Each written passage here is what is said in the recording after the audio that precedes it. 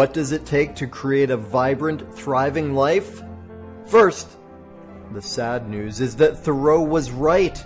Most people are leading quiet lives of desperation, lacking in meaning, fulfillment, and vitality. But we choose more. We choose to create extraordinary lives. And the Art of Vibrant Living show entertains you with inspiration, empowerment, and education to create your life into a masterpiece. It's time. Let's vibe up. Aloha, y'all. Daniel Aaron with you. I am your host, and this is the Art of Vibrant Living show. And oh my, what a show we have for you today. An amazing guest expert. You're going to love what she has to share with you. It'll change your life. Well, it could change your life. That depends a little bit on you. And here's my suggestion, injunction, command, request. I implore you, do something with this info, right? This show is all about helping you, empowering you to live your most vibrant, thriving life. And I guarantee there will be 427 gold nuggets that Kim brings forward today. Take at least one and go, yeah, I'm going to put that in my pocket. I'm going to put that into play in my life. And by the way, if you are seeing the possibility that your life could be even more vibrant, filled with more passion, more purpose, more prosperity, I would love to meet with you and have a chat, see how I might be able to support you. So please reach out, Daniel@danielaaron.com. Let's connect. Now, all that said, let me tell you about the amazing Kim Speed. She is a brand visibility expert, a business mentor, a speaker, the recipient of the most influential businesswoman in brand development, and an Amazon best-selling author of Branding on a Shoestring: How to Recreate Your Small Business Identity and Increase Sales Results in 83 days or less. Not 84, 82 could work, but not 84, 83 days or less. She's got a cool, interesting background from advertising to moving into her own entrepreneurship, right? She worked with companies like Coca-Cola, TD Bank, Ford, and Molson Coors. And we are so lucky and blessed that she is here with us today. Kim Speed, thank you for being with us. Hey, Daniel, it's great to be here. Thank you for having me. Yeah, well, a total pleasure. I'm excited. I've already learned a lot from you myself. Brand and visibility is something that didn't come naturally to me. I don't know if it did to you. I didn't give everybody the full story on your background intentionally, because I would love for you, if you're up for it, to share a little bit more about how you got to be doing this work that you're doing in the world now. I would love to, and thank you for the opportunity. So I have had a business for the last 15 years. It's a brand and marketing boutique. And before that, I was in the world of advertising. I was a creative director, working on those brands, Coca-Cola, TD Bank, Molson Coors, having an awesome time until the last recession in 2008, 2009 hit. And our agency, we lost a really big client and some other as well, just due to the economic times. And so there was a big layoff and I found myself without a job. But Daniel, have never, it was never a dream of mine. We didn't even talk about, when I was growing up, the word entrepreneur or, business owner. Business owners were people that own big corporations. So it was not in my mindset. But during the time of going and putting all my resume together and networking with people and thinking that I was going to go and find another job, I also had the opportunity to be at home for the first time, full-time with my kids who were young. And I realized that I was missing a huge part of their life. Now, it was like a gift that I was given. I realized that, you know, I I was having a, a caretaker, a nanny, take care of my children full time. I was paying her a ton of money, and I was getting a tiny bit in the morning and a tiny bit at night, and you know, missing all of the good parts. So all of a sudden, I was able to, walk them to school, pick them up, really know who their friends are, what they're involved in, and what they're enjoying, and then finding time to actually enjoy things myself and enjoy friends. When you work in the corporate world, it's busy, busy, busy. And you're leaving early in the morning and coming home late at night and trying to fit everything in. So all of a sudden I said, hey, you know what? There's got to be a better way, because this is how I want to live. I still need to make money, and I still know that I have lots of skills that are of value to people. And without a plan, Daniel, I just said, I'm not going back, and I'm going to have my own business. And I hung out my shingle. Mm. Luckily, at first, it went really well. Mm.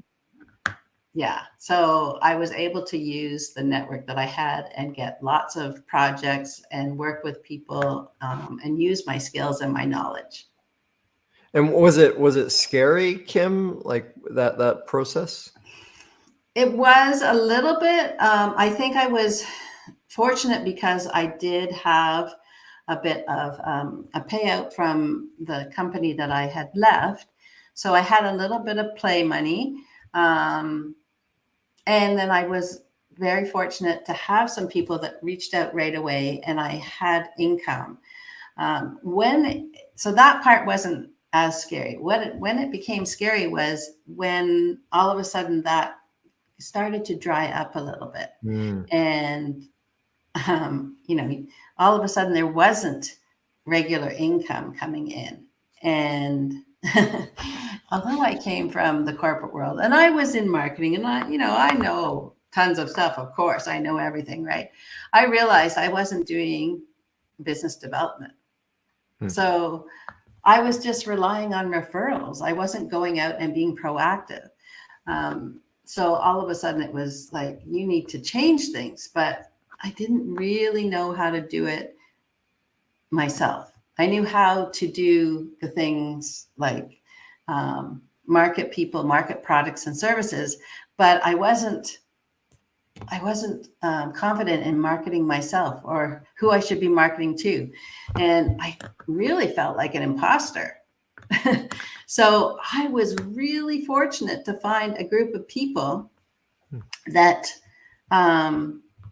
were entrepreneurs. And I was introduced to them through a friend of mine who was also had her own business. And she said, come to this meeting and meet these people. And that saved me, because I found that there was other people who were talking about things. Not all of the everything is great, everything is a bed of roses, right? They were talking about struggles and things that they were trying to learn and overcome. And that's how I found my first coach. I had no idea there was business coaches that were out there that would help you to build your business.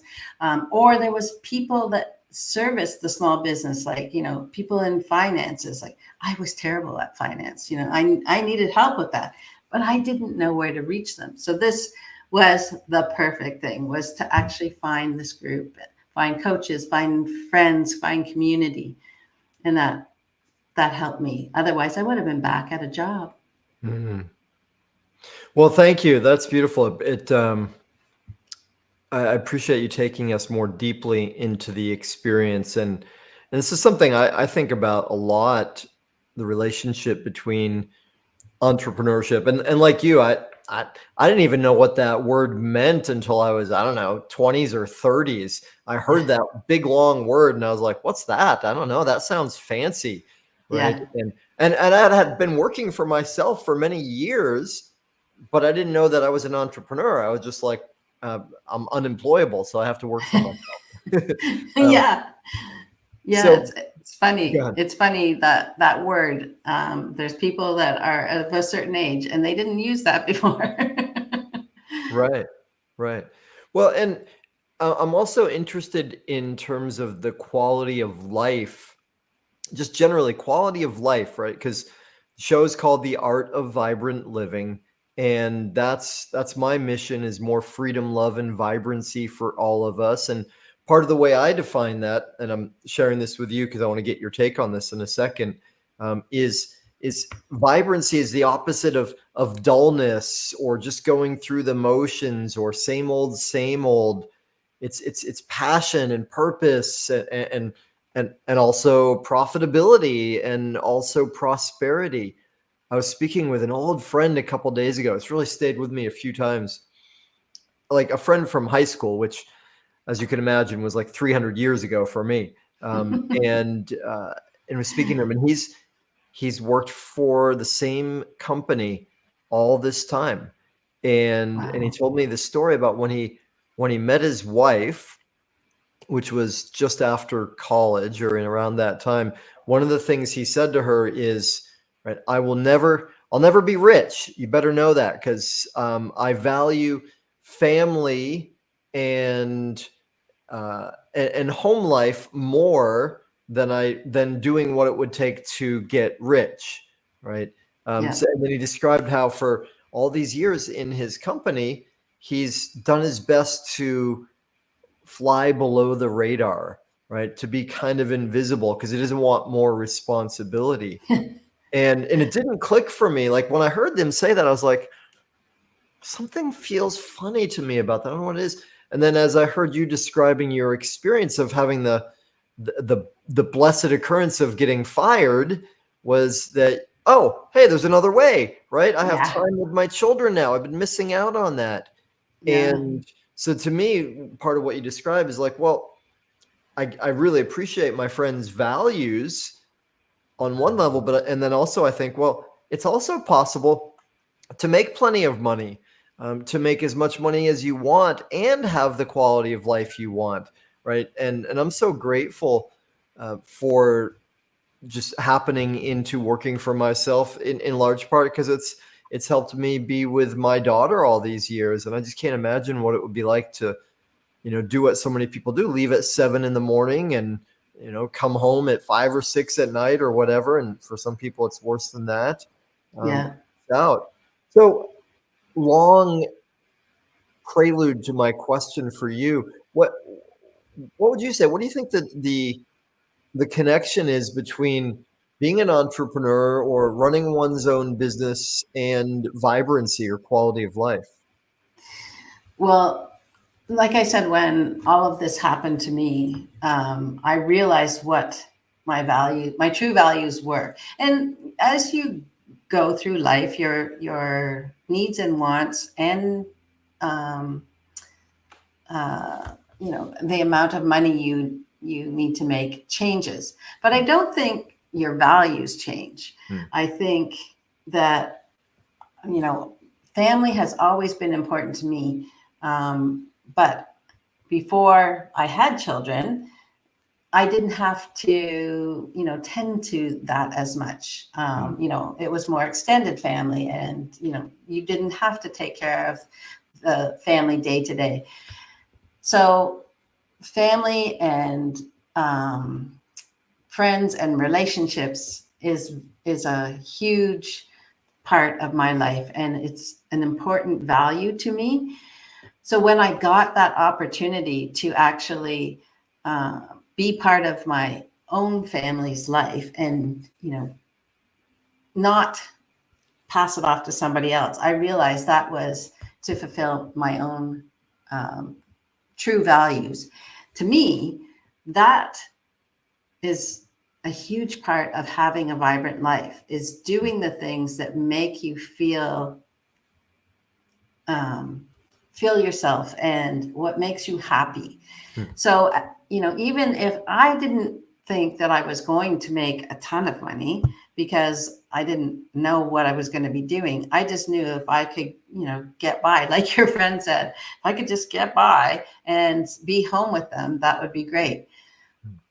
when I finally figured it out and had people coaching me and telling me how to run a business, and I actually started to make some money, all of a sudden I thought, oh, you can have your cake and eat it too. So to me, that's a pretty vibrant life. Yeah, beautiful. Well, I think as you say that, I think of the line from one of my mentors, Jim Rohn. He defined happiness as progress towards something that's important to you, right? Yeah. That's aligned with your values. And so I hadn't thought of it this way before, but if any of us are making great progress in our career and our finances, and yet our connection with our family is staying the same or getting worse because we're not there much, that's not going to be happiness, right? Yeah. And my thinking is we need to be progressing, making progress in all the parts of life that are important, and work and family, and finances, they all count, as do Yeah. some other pieces. Yeah. And that goes back to, like people, everybody has different values in their life. Not everybody's is all about family, or Mm. that may not be the number one. But doing things that support your values. Like if I go back to thinking about when I was in the agency world, Mm. I was offered a job one time, but it was going to be working for a client that didn't align with my values. Mm. It was a heck of a lot of money though. Mm. And it was like, there was that moment of, can I do this and not worry about it? But I ended up in the end, I said no Mm. because it didn't align. And I think those are the kinds of things that if you um, really listen to yourself and what's important to you, and stay true to those, that is going to help you with that vibrant lifestyle Mm. rather than, letting money lead the way. Yeah, I'm 100% with you. And well, I'm slow moving here today with you because I'm still thinking about that moment 15 years ago where you lost your job, right? And you Yeah. described it as a blessing. And of course, it helped that you had a severance package or whatever it was that provided you a little cushion. And not everybody has that. Though maybe it's just me lately. I feel like I have a few clients like this, and then I've been speaking with a bunch of other people like this, meaning they have some kind of secure job. And I do Yeah. the air quotes on that because it's a funny conversation earlier today. So I was like, wow, the security. I'm like, is it really that secure though? Because you could get the axe at any point, right? I mean, and even Yeah. things people think about like healthcare or retirement plans, we've seen those things just disappear overnight. Um, Yeah. so even though it doesn't tend to seem that way, more and more I'm coming to the belief that while entrepreneurship may seem risky, like relying on oneself seems risky as compared to, a corporation that seems stable, it's actually more secure, right? We can count on ourselves. Yeah, there's learning and there's time invested, and we're going to make mistakes and run into obstacles, but if we stay with it, we know that we can create what we want on our own. So again, long prelude to a question for you. Um, what I'm observing lately, and I want to see if this aligns with your perspective, is that a lot of people who are not getting fired, but have the desire to do their own thing or to go out on their own. In some ways, it's a lot harder for them because they're not pushed out of the nest, so to speak. Does that make sense? Yes, yes, completely. I think that we're going through a massive change in thinking in the way that people are looking at careers, at professions, Hmm. and a lot more people are looking towards the entrepreneur lifestyle. Hmm. Even younger people are, Hmm. are seeing that there could be possibilities in working for themselves Hmm. because they don't see the corporations committing to the employees as much as what was sold to us many years ago. But there are also a lot of people that have spent a lot of time in corporate, a corporation or in a job, and all of a sudden they're at an age where they can kind of see that maybe that's enough of that, and they would like to do something else. They're not ready to retire. They're not financially secure enough to retire yet, but they want to transition into something else. They just, there's that fear factor because there's the comfort, as you said, like, there's the nest. Nobody's kicking you out yet. And the fear of what does it take to actually become an entrepreneur. And I'm actually, I work with a lot of people that are in that state where they want to do something. They have a lot of expertise. They have knowledge, they have skills and talents, and they have passions that they would like to pursue and maybe make some profit out of that. And I like to help people realize that you can start doing that. And you don't have to have your product or service completed or finalized before you start building what I call a personal brand. And a personal brand, when you start doing that, is getting out there, becoming visible, letting people know about what's important to you, topics that you talk about. And you can do that in a variety of ways. But what's important is to get people to know who you are and start to build relationships with people. And then while you're doing that, you can be figuring out, what is it that people are needing? Who are the people that I want to maybe help, and iterate that along the way, put products together or services and test some things out. And along the way, you can still be making money in different ways to support building that business, that personal brand.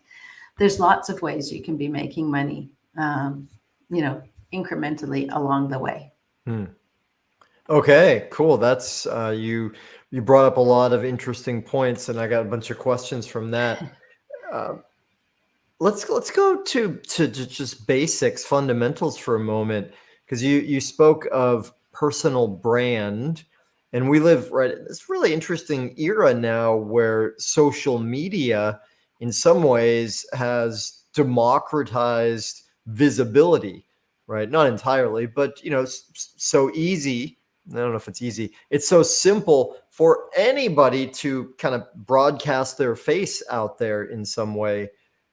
So that said, I'm curious, the word brand, I think it's used so much and it means different things to different people. Would you bring us to the fundamental? What do you mean by personal brand? Oh, I love that you asked this. Thank you so much, because I find that people are so confused with the word brand in general. It's thrown about, haphazardly, as I would say. And I like to explain it in a sense that there are two parts. There is a brand and there's branding. So when most people think of a brand, they're thinking of, the logos, the colors, what's the website going to look like, photo shoots, that type of thing. And that is actually the branding. What a brand is who you are, what you represent, how you are perceived, how you make people feel, and the connections that you have with the right people. And that is really what a brand, the necessary part of a brand. The branding is secondary and is not needed until you figure out who you are and who you're serving. So you can go out there and start to develop a brand and a brand strategy before you do branding. And as a personal brand, you're going to need to figure some things out. You're going to need to go out there and you're going to need to have conversations, and do some research on your own to figure out how you can develop your expertise, your knowledge, and your skills into something. And that is helping you develop who you are, but you're also going to mix that with your values. So that's going to develop into who you are. And it's going to be the thing that people talk about and how they're going to describe you. Those are the things that are so important, more important than all of the bells and whistles of branding. That is important, and it will come into play, but it's not the first thing. But so if you are developing a small business, why I talk about personal brand is that's going to be your leg up over a larger corporation. Because as a small business, people get to know you. You get to have a personality and a relationship with people. Do you know how many corporations are, dying to have that? That's why they hire spokespeople and spend thousands of dollars on, actors and models to represent their company, because they want it to be more personal. You're a small business. Let them know who you are. Let them know that you are a person that they can deal with and that they'll have a relationship with you. And you're going to connect with people. I call it H2H. It's the human to human marketing factor. And small businesses win over large corporations that way.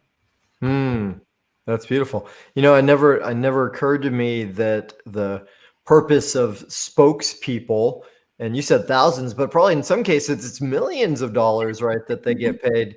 That makes so much sense, that it's to sort of give the illusion of a personal connection with those big companies, right? Yeah. And I love what you shared about the difference between brand and branding and the sequencing of that makes sense, right? And what a great leg up you are giving people by sharing that info. That's certainly stuff that I didn't know when I got into business. It reminds me, one of my favorite quotations, Thoreau said, I paraphrase, "Who you are speaks so loudly nobody hears a word you say." Right? So when I heard you say the way you show up and how people feel with you, and those components being more important than a logo, right? That makes sense to me, because that's fundamentally who you are. Right? Yeah. So you mentioned, if I remember right, in a previous conversation, that that one of the possibilities these days is to, well, and you said it just a moment ago too, that it's possible to build one's personal brand before one even knows necessarily what all of their offerings are, right? Or who they are in the marketplace. And you said that it's possible to make money along the way, that path to discover it. Could you say more about that? How does that work? Yeah, so there's so many people that go out and they're afraid to, talk about their subject matter because they're afraid they're not seen as an expert yet, or, they're learning about things and they're researching, so they're afraid to talk about their topic. Now, I say it's the opposite. You need to go out there and you need to talk about your subject matter and let people know that you have an interest. You don't have to be an expert. You can be what they call an explorer, and show people what you're learning along the way. Or you can be the expert. Maybe you have a lot of expertise at something and you want to share. That doesn't mean you're out there selling anything yet, necessarily. You can just be talking about things. But that doesn't mean that you don't have to be poor and just talking about your expertise. There's many ways to make money along the way. You can align with, products and services that you use that would be part of your subject matter, and share that with people. And they call that affiliate marketing. So you can be, supporting people that you already would be supporting, but also make sense with your brand and with your topic that you would want people to know about it. And there are products and services that are willing to give you a payment for doing that. So you can be making money along the way while you're building your personal brand and still, still stay in alignment with your values, and share with people, especially as an explorer, you know what, I'm using this product and it's helping me do this, or I've joined this service so that I can learn this. You should try it too, that type of thing. And there are many companies that are willing to pay for you to do that. Wonderful. Okay, I will play angel's advocate for a moment. Isn't that a conflict of interest, Kim? Isn't that manipulative? Aren't people selling their souls if they're doing that? What the heck? No. Why would we be selling our souls if we are sharing things that we believe in, that align with our topic, align with our subject matter, and that we are supporting people that we truly like, enjoy, have relationships with? Why wouldn't we want to share that with our audience? If we don't, that's kind of selfish. Well, I'm totally with you, and nonetheless, right? Sometimes we hear people say, I'll just own this. I've heard people say like, well, do you benefit, right? Do you get something if I do that? Right. And of course, I understand and know to be 100% transparent about that, and with no compunction at all in me, because I'm with you. It's a win-win-win, right? It's good for everybody. It's no different than me telling, like, I just watched the movie Coda. I think everybody else in the world's seen it, but no, not everybody has. It was an amazing movie. You haven't seen it yet? Okay, so here's what happens. Let me tell you. I won't spoil it. But an amazing movie, right? It was from 2021, and here we are in 24, and I hadn't seen it. And in a few weeks ago, like 3 different people mentioned it to me. I'm like, okay, I'm listening. And I watched it, and I was so touched by it and moved that, of course, I did tell other people about it, especially the ones that I thought thematically would really relate to it and get benefit from it.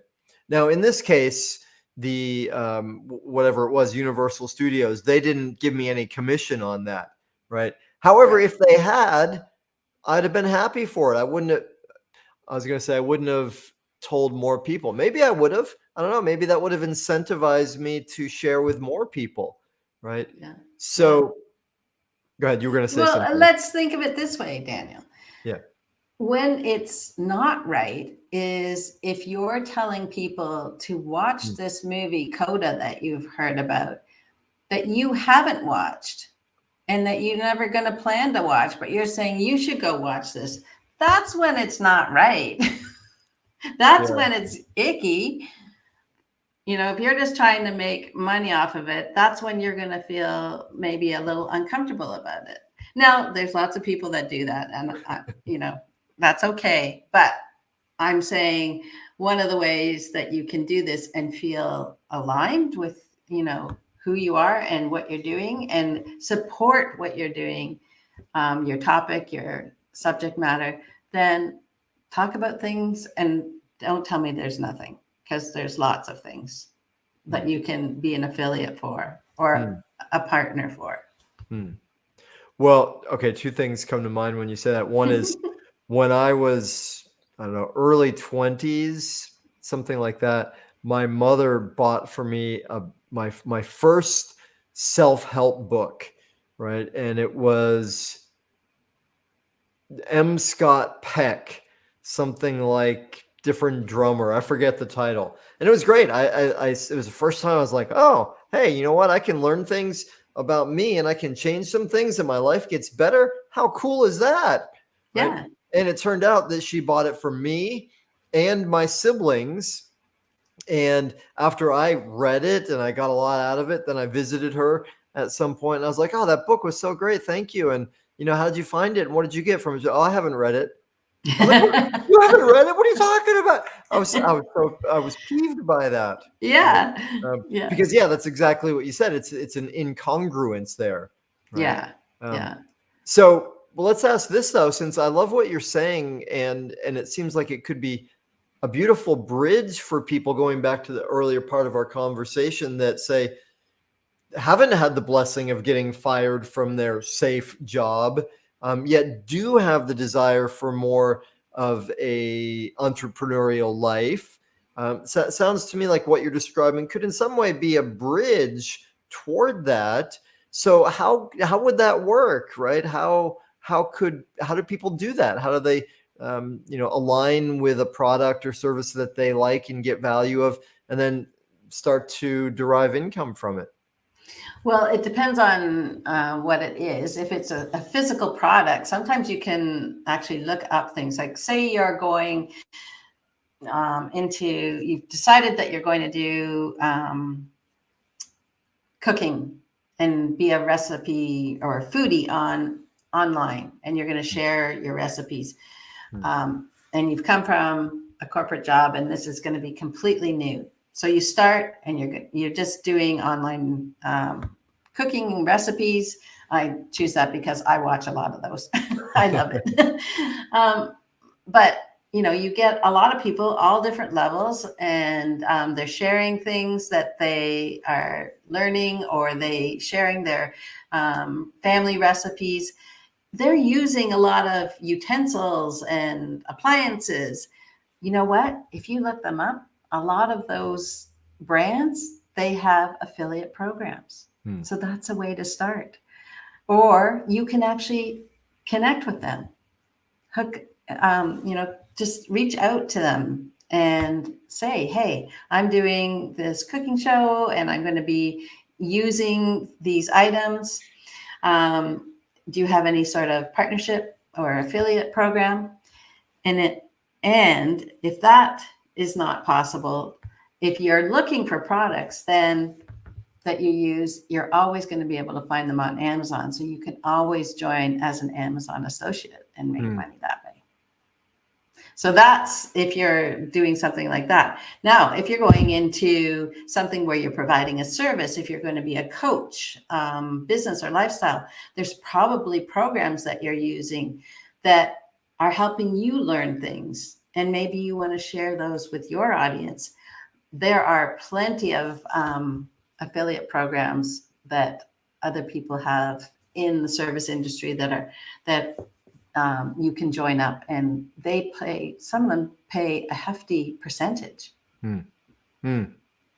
Well, thank you. And one of the key takeaways I get from what you said is let's KISS, right? Let's keep it simple, sweetheart. And that means ask, right? Just reach out and ask. And I've done that myself a lot of times when I realized, like, years ago, I used to have a business where we did trainings for people, yoga, raw chef.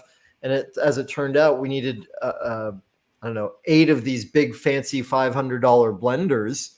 And so I reached out to the company and I said, hey, I've got all these people that might like to buy your blender if they see how great it is. Would you like to give us some so that we can show them? And they did, right? I don't know, I think it was like 4 or 5 $500 blenders just for that. And of course, I told the people, like, hey, these are great blenders, right? I really love this company. Yeah, just ask. Fantastic. People. Fantastic. Yeah. And that doesn't mean it's going to take away. So if you're doing this, I'm not saying you have to make that a full-time, your full-time business. I'm just saying fill this in and make some money while you're building your business and building out, whether it be your, learning your coaching or, putting your product together or putting your programs together and finding out what people, really need and how you can service them. And then, you've got a little bit of cash while that's happening. Yeah. Well, multiple income streams provide us with prodigious prosperity. right? It's Yes. always wise to find other ways of giving value and receiving value. I'm with you. Um, Okay. So what else though, Kim? Is there more to say? Because it's an interesting thing you brought forward about the possibility of building one's brand and visibility prior to really like fully knowing what the product or service is. What else can you say about that? How to do it, why to do it? so while you're building a brand, it's also your brand is when you are finding out a lot more about yourself and you're asking those internal questions. It's actually quite therapeutic Mm, in in a discovery mode, and that's why it's so great for those people, especially that are transitioning from always working for somebody else, mm, always trying to make somebody else's business better. All of a sudden, you're in that thought of it's for me now, mm, and realizing that's okay. It's your time. And there's lots of people that have so much to offer. And there's probably a lot of people that want what you have, your skills and your knowledge. mm, So um, building that personal brand is just a way for you to start to actually think about what you want to do, and enter that entrepreneurial space, because mm, there's so much. You might actually go in thinking that you're going to, I don't know, maybe you're going to be um, an accountant, and then you start doing things and you find out that maybe an accountant isn't actually what you want to do. You want to do something different, and you want to help people in a different way. um, I think about you and how you developed into a vibrant life and success coach. That's not, you didn't say, okay, I'm going to be a vibrant life and success coach. That evolved over time, mm, right? mm. Yeah.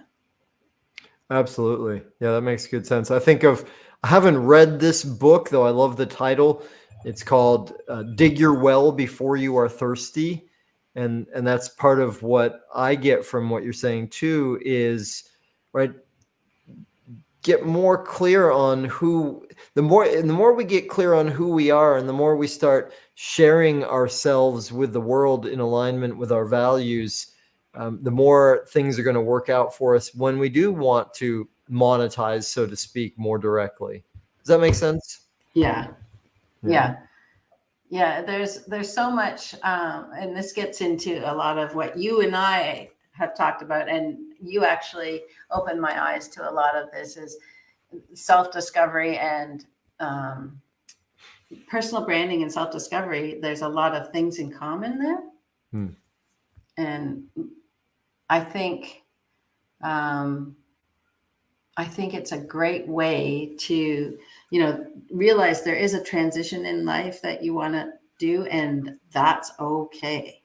Like there's some people that are in the entrepreneurial, or sorry, in the employee mode, and as we talked about, are afraid to actually make that transition into an entrepreneur because there's guilt. There's, I can't give up this money. My, family expects this, or, I've trained for this and I can't give it up. There's a lot of outside guilt from this. But if you give yourself a chance to build that personal brand and talk about something that you're passionate about or you want to develop more, it's kind of a therapy. Yeah, cool. That's exciting what you just said. So if I heard you correctly, what I'm getting is that there's a relationship between personal understanding, personal development, self understanding, and business and branding. Am I hearing you right? And if so, can you say more about that? Yes, and I never talked about it before until you and I talked previously. But when we were chatting about, you and how you developed into doing what you do, Hmm. it made me start to think more and more about how, people change in their life and how things are revealed for them, Mm, and how that seemed to connect so greatly with mm, personal branding, mm, and how I see so many people and they get so excited when they have that opportunity, when they have that moment. And what I don't want them to do is stop because they think it's not possible. Um, but all of these thoughts came from our previous conversation. And as I was thinking about it before I came on the show, I was thinking there's so much of this success coaching that um, aligns with personal branding or branding in general. Yeah, cool. Well, I love that, and to me, part of what I get from what you're saying is that when when we when we live in congruency with who we are on the inside, what people see or experience of us in all kinds of relationships, including business, is it's powerful, right? And the challenge could be, I think, part of what you're pointing out is it doesn't have to be a challenge or it doesn't have to be an obstacle. Is when people evolve and change, that it's okay and natural and good for the way they are visible to grow and change and evolve, right? And in fact, that's useful, right? That's natural and useful.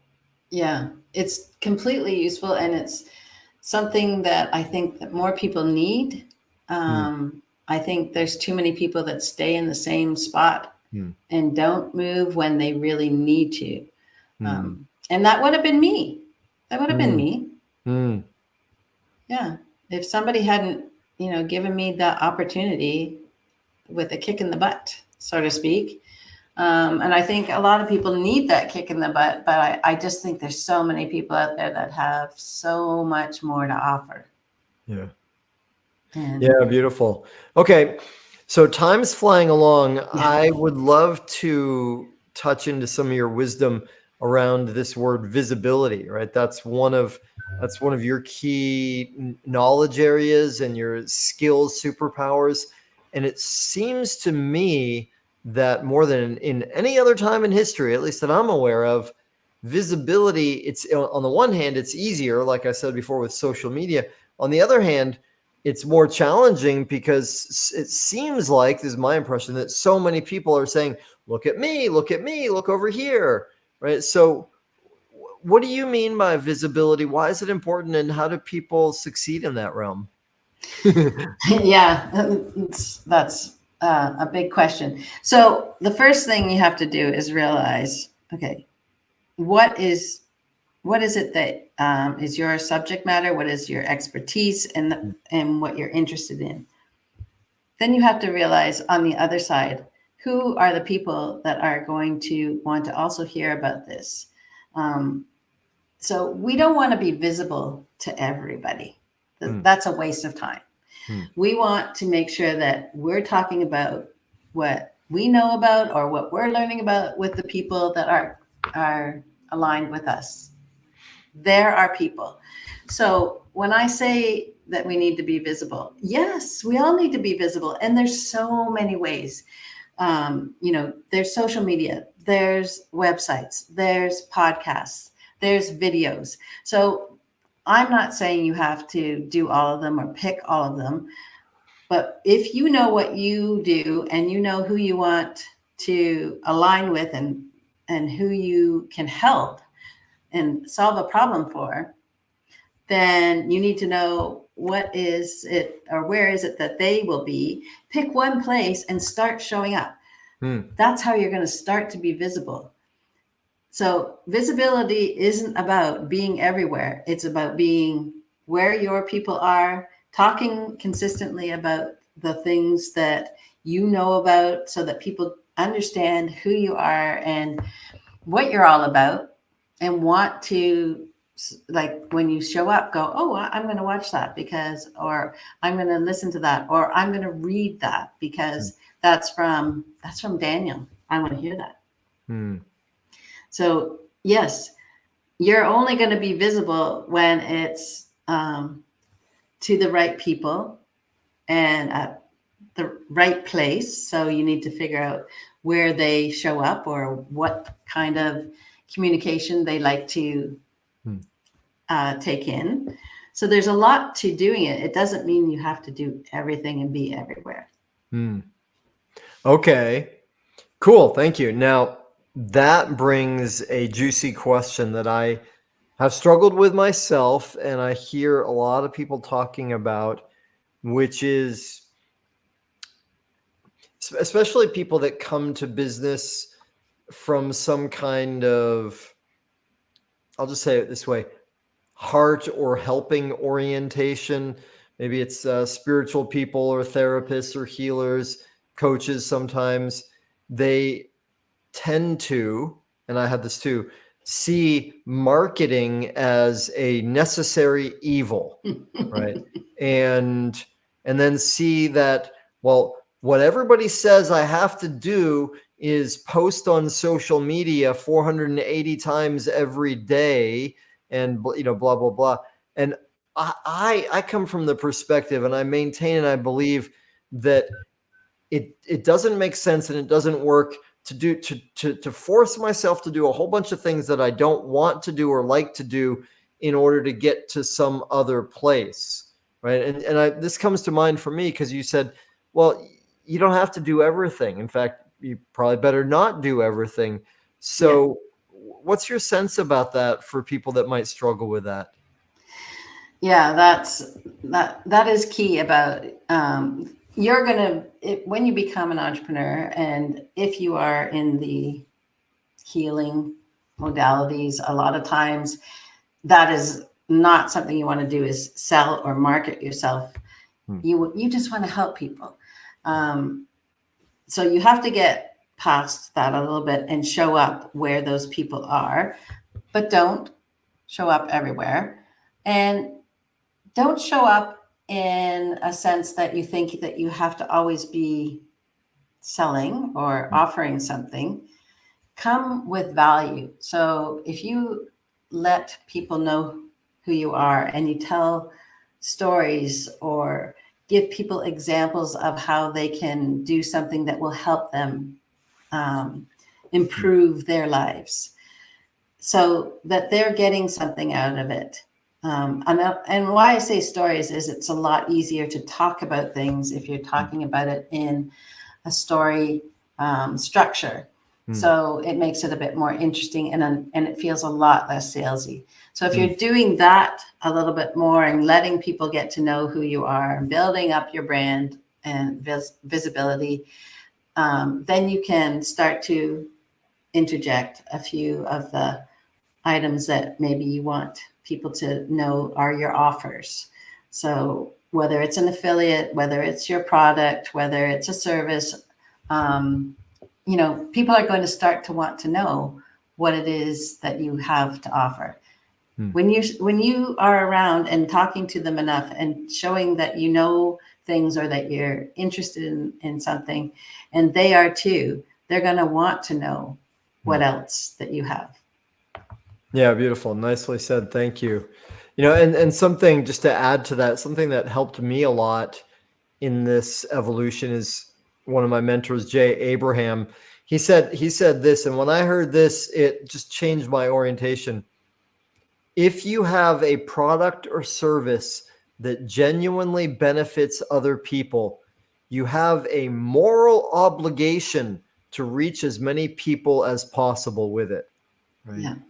And and I think that the people in our audience, the people that we work with, are people that are doing what they're doing.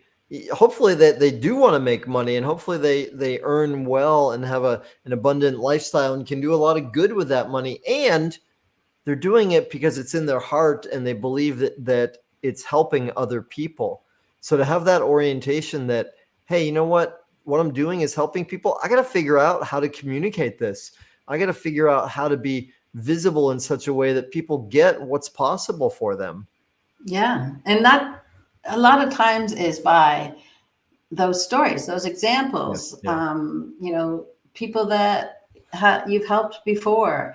Show people that you know the situation or issue that they're dealing with or the problem that they have, that you understand them. And then you can do that through examples and then show them how it can be different.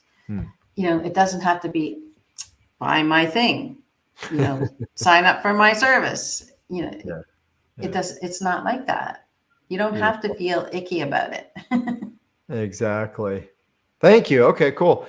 So again, time's flying along. Kim, I believe you were kind enough to offer that you have something as a gift for our audience. Is that true? It is true. So I have a course. It is Brand Visibility for Entrepreneurs, and it's an on-demand course that you can do whenever you have time for, and it is going to help really clarify how to become more visible the right way for the right people. Beautiful. Okay, and so how can the folks get access to that? So I believe that I will be giving you a link, Daniel, and that you can put that in the group, or did I give that to you already? Sorry. I don't think I have it, but we can certainly get it to people. We can put it in the comments and put it in with the show. So that's cool. No worries. Okay. Yeah. Awesome. Yeah, there'll be a link for that, and you can just sign in, and this will be a link specifically to you, and you can get that to the group. Perfect. And then, so Kim, what's the best way for people to reach you? I'm sure people have questions and want to connect with you. Well, you know what? One of the best ways is to connect with me on LinkedIn. I'm under Kim Speed, and just reach out and send me a message. Let's connect. And if you'd like to talk, let's book some time. Awesome. Okay, cool. Then that brings us to the last part, the big question, the final question, the impossibly big question. So it's impossibly big because you've got so much experience and knowledge, and I'm asking you to now distill it into one thing. So if you had only one thing you could say or share to help people to live their most vibrant, thriving life, what's that one thing, Kim? I would say you've got a lot to offer people. Don't be afraid to figure out if you can do something different. Don't stay in the same spot. Beautiful. So I hear you in some ways saying evolve, right? Have the courage to keep growing and offering more and more. Yeah. That's awesome. Beautiful. All right. Well, Kim, it's been such a fun conversation. You brought so much to the table. Thank you for all the work you've done, the courage to go out there on your own and develop, and the support you're giving to so many people. And thank you for investing this time and sharing with us. Thank you so much for having me, Daniel. This has been so much fun. Yay. Awesome. You are totally welcome. I love it. And for y'all in the audience, thank you. You are legend. You are the heroes of the story, because this is all about helping you to create your most vibrant, thriving life. And guess what? When you do that, yes, your life gets better, your income gets better, you give more to the world, and you actually change the world. Here's what we need. Well, maybe needs a strong word. Here's what's possible. This is my mission: more freedom, love, and vibrancy for everybody. You doing your part for yourself, that changes it for everybody. So y'all, thank you so much. Please join us again soon. And in the meantime, now and always, please make your life even more of a masterpiece. See you later. Aloha. Mahalo for tuning in to the Art of Vibrant Living show, y'all. I'm Daniel Aaron, and may you live with great vibrancy.